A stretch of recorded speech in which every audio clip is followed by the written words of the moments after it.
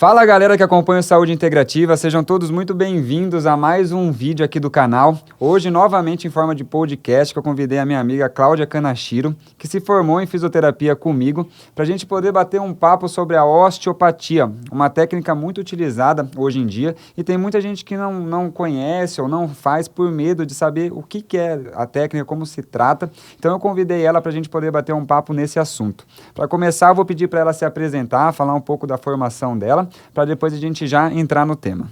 Obrigada pelo convite. Legal poder compartilhar informação, porque acho que às vezes as pessoas realmente não procuram um bom tratamento porque nem sabem que existe. E acho que esse é um caso da osteopatia, né?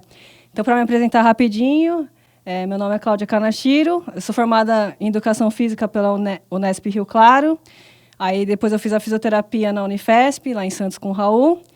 E, por fim, eu fiz a osteopatia no IDOT, que eu terminei em 2019, a formação completa que durou 5 anos. Legal. Então, para quem não conhece ou não sabia, a osteopatia é uma pós-graduação da fisioterapia que tem uma duração de 5 anos normalmente, tá? Então, é um curso bem grande, exige bastante tempo, dedicação para o profissional poder aplicar essa técnica com qualidade e segurança. E, Cláudia, como é que você foi apresentada ao mundo da osteopatia? A gente sabe que hoje em dia ela é muito pouco divulgada, a gente mesmo não viu na nossa faculdade de fisioterapia. Então, como que você foi atrás, como te interessou esse mundo? Na verdade, foi na faculdade, foi no último ano. É que a gente não fez o último ano junto, né? Mas o último ano, a professora Fernanda, de saúde coletiva, ela, num dia ela estava falou da osteopatia, sendo que nos 4 anos da faculdade nunca ouvimos falar, nem na parte de terapia, na matéria de terapia manual. Ela me mostrou, aí ela falou, fez algumas técnicas na gente, fez umas avaliações, que eu acho que ela estava cursando osteopatia, eu tinha cursado uma parte, e ela estava com a apostila. Aí eu me interessei, até peguei a apostila. Ela falou assim, não, fica com a apostila, dá uma olhada. Daí eu olhei, eu falei, nossa, é muito diferente do que a gente aprendeu na faculdade inteira, o raciocínio inteiro. E eu fiquei encantada, assim. Mas a gente não tinha muita informação, nunca tinha ouvido falar, e eu fiquei com aquilo na cabeça. E aí, como eu era atleta na época, atleta de karatê, eu estava indo para o mundial, ela falou assim, vê se você consegue procurar um quiro, um osteopata, que vai te ajudar na sua performance. E aí, acabei indo no quiro, na verdade, e eu senti muita diferença. E eu achei que, não sei, eu me encantei, assim. Legal. E aí, como era uma formação longa, demorei um pouquinho para começar, mas foi assim que eu conheci. E é uma coisa que faz muito sentido, mas como a gente aprende na faculdade de um jeito. E acredito que na acupuntura você também deve ter sentido isso. Uhum. É um raciocínio totalmente diferente. Então, muita gente, na verdade, desiste da formação que é longa, porque até você mudar, você tem que abrir muita cabeça. É uma segunda faculdade, né? Praticamente 5 anos é um tempo muito longo que dá para as pessoas desistirem facinho, né? Minha turma começou, acho que com 50 alunos, teve que dividir em 2 turmas, e aí, no final dos 5 anos, acho que formaram, não deu 10 pessoas. Pouca gente. Então, para começar aí com as perguntas que o pessoal deixou no Instagram, primeiro eu vou perguntar para a Cláudia, né? Quais são as indicações da osteopatia? Por que uma pessoa seria interessante para uma pessoa procurar esse tratamento? Para que vai ser bom para ela? Então, eu acho que a indicação é meio que parecido com a acupuntura, né? A gente não tem protocolo de tratamento, A gente vai tratar tendinite, bursite. A osteopatia, ela visa tratar o paciente como um todo. Então, vou explicar um pouquinho como que é a nossa formação. São 5 anos, então, o primeiro ano a gente faz osteopatia estrutural, então a gente estuda articulação, músculo, ligamento, a parte musculoesquelética. Aí no segundo ano tem a parte de posturologia, como que a nossa postura influencia nas nossas dores ou nas compensações, então a influência dos pés, da ATM, ouvido, então uma parte da postura. E aí tem a parte das vísceras, então a influência das vísceras também no funcionamento do nosso corpo e como que ela pode, às vezes, produzir dor. Então, às vezes, por exemplo, tem uma pessoa que tem uma disfunção em estômago e isso reflete, na verdade, numa dor no ombro esquerdo. E também tem a parte de osteopatia craniana. Então, algumas disfunções no crânio que podem estar causando as dores. Às vezes, enxaqueca, distúrbios da ATM, sono. Então normalmente vocês estudam o corpo de forma geral também, não só um problema específico, né? A pessoa procura com uma tendinite de ombro, por exemplo, mas para você tem que fazer uma avaliação completa do corpo, das vísceras e tudo mais, para ver se tem alguma ligação e para poder atingir ali na pessoa de uma forma que ela se sinta melhor, não só tratando o problema, e sim ela como de forma geral, né? Então a indicação, na verdade, é que é meio falar que trata tudo, porque na verdade a gente procura as disfunções, o que não está funcionando bem no corpo, que pode estar acarretando uma doença, uma lesão. Então, às vezes, já tem um paciente que às vezes nem procura com sintoma. Eles vão lá para fazer uma manutenção e aí eu consigo, através de palpação, de testes, ver onde está disfuncional e meio que corrigir, na verdade, dar a mobilidade para o corpo para ele se manter em homeostase e cada vez mais longe da doença ou da lesão. Tá, então o objetivo, se for ver, é equilibrar mesmo o corpo, igual a gente faz na acupuntura, né? Mas o carro-chefe, vamos supor, o que mais procura no seu consultório, provavelmente é dor.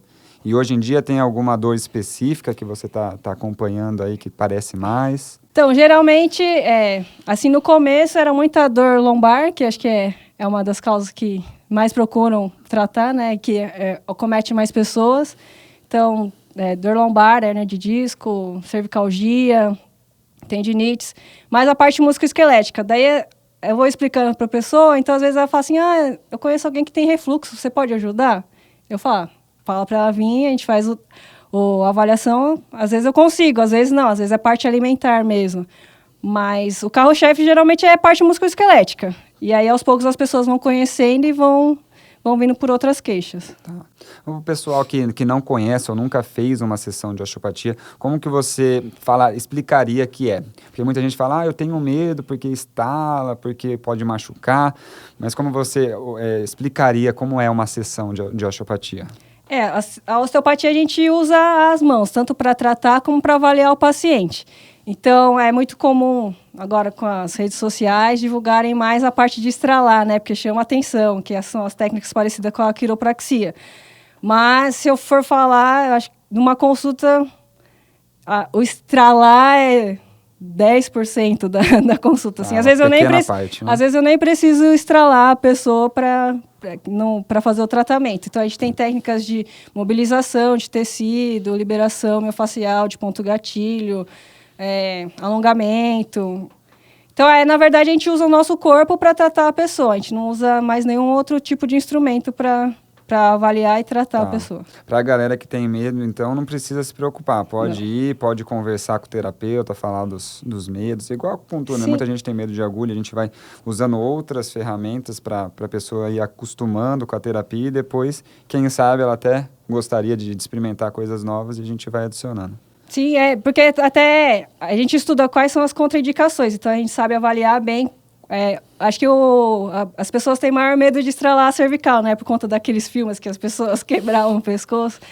Então, a gente consegue fazer os testes para ver se é indicado ou não fazer esse tipo de técnica. E também, às vezes, mobilizando.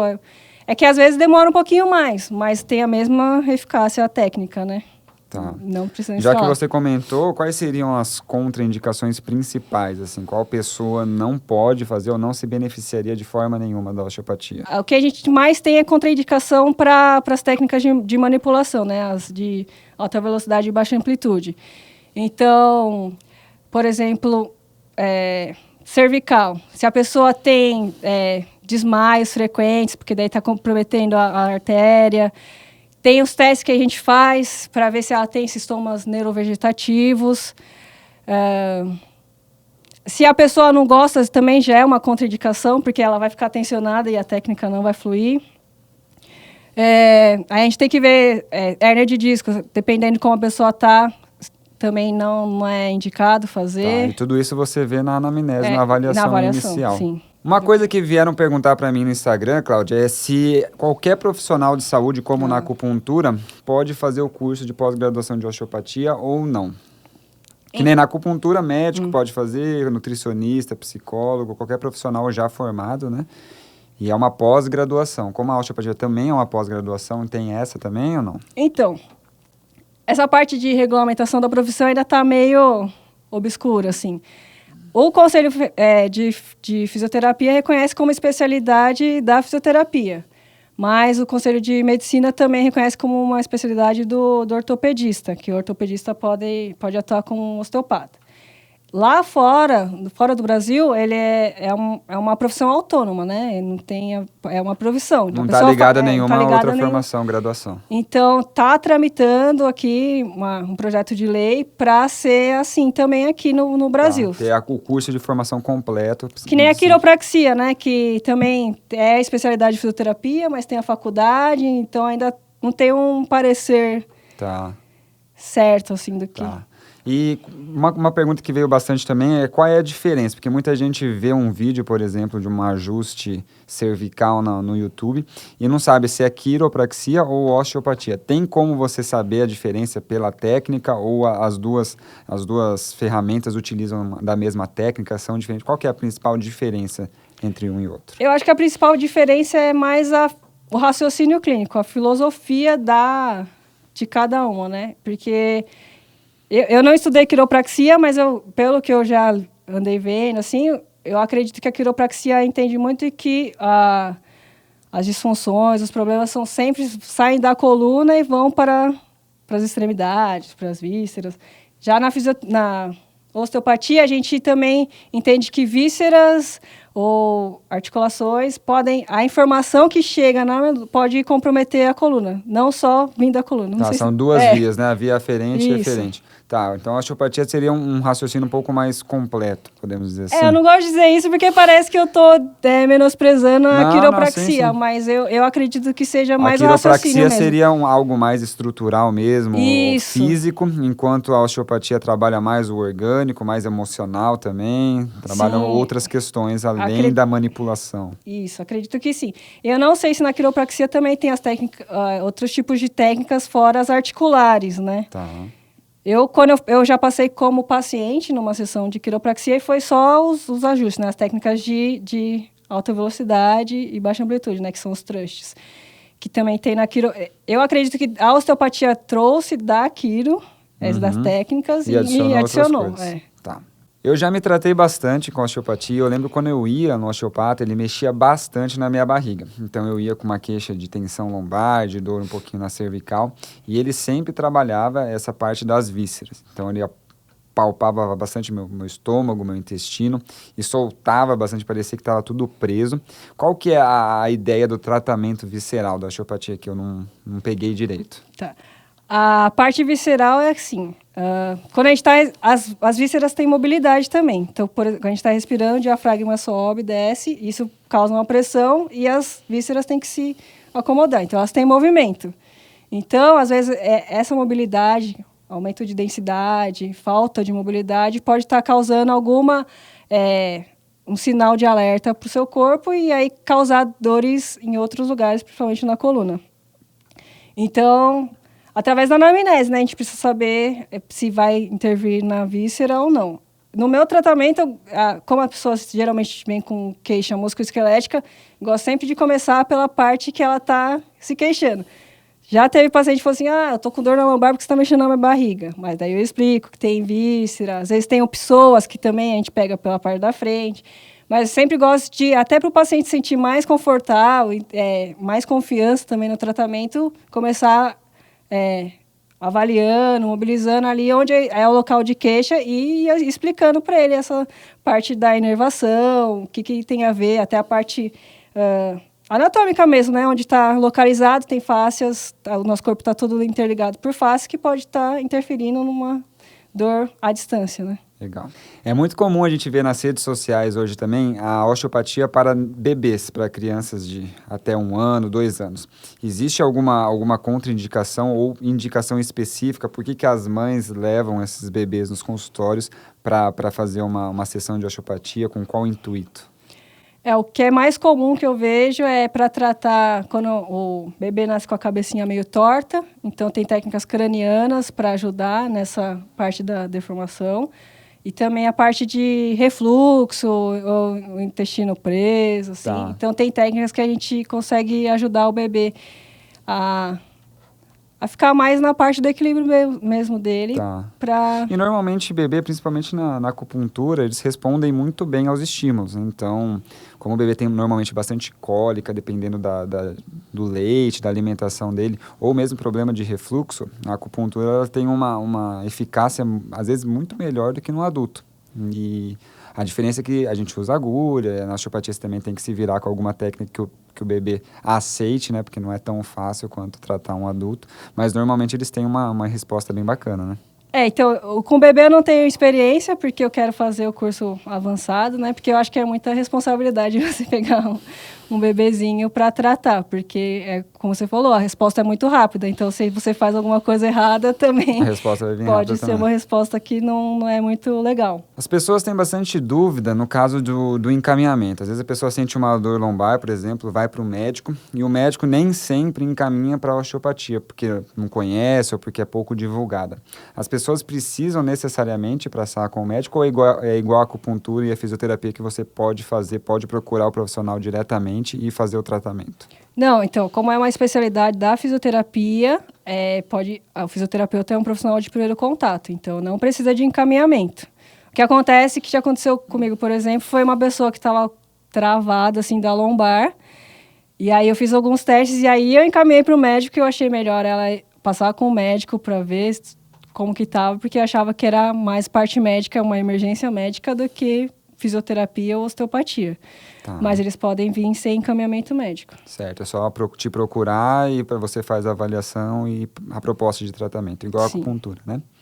Legal. Normalmente, quando a pessoa tem algum problema assim um pouco mais grave que você acha que você não vai conseguir tratar apenas com a osteopatia, você indica outro profissional de fisioterapia ou no seu consultório você procura trabalhar esse problema que a pessoa precisa da fisioterapia, da reabilitação em si e não das técnicas de osteopatia. Como que você divide isso?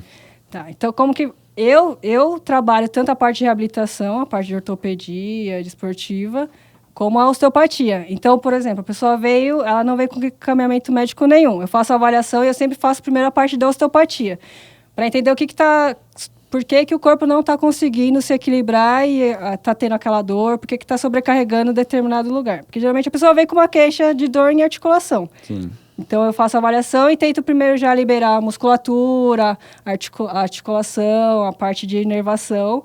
E aí eu vejo qual que é o resultado. A pessoa fala, nossa, melhorou bem.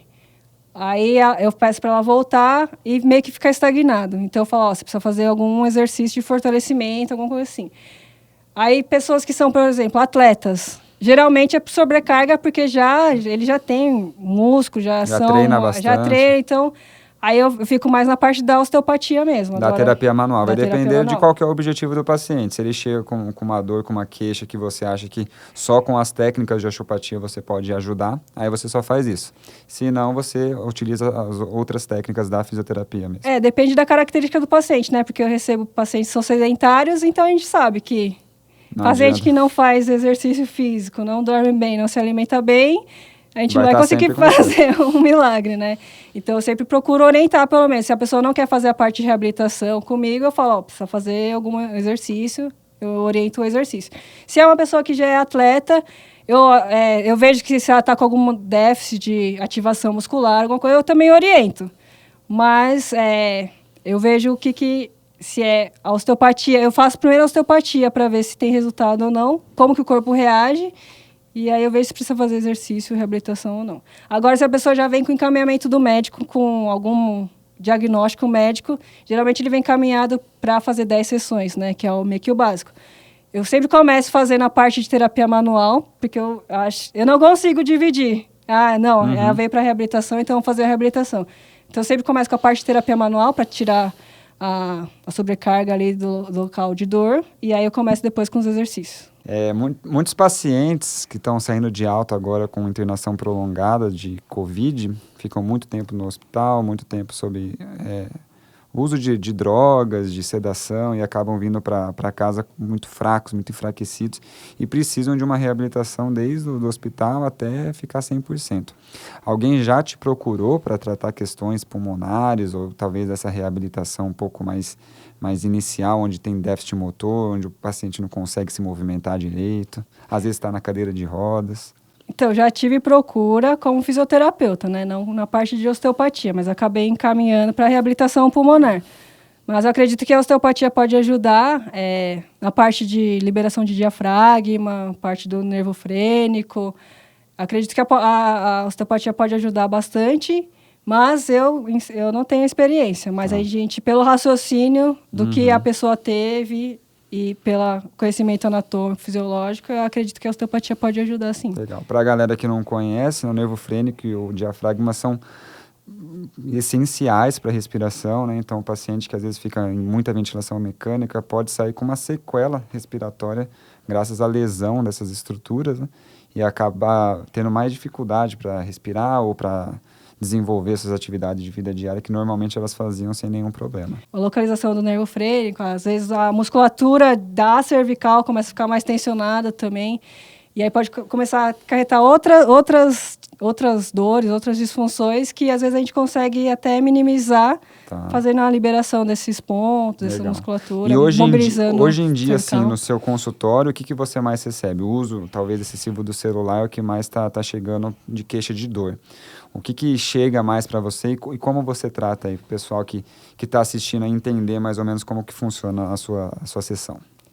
A parte do uso celular, geralmente pela postura, né? A pessoa fica curvada, então pode sobrecarregar um pouco a parte cervical.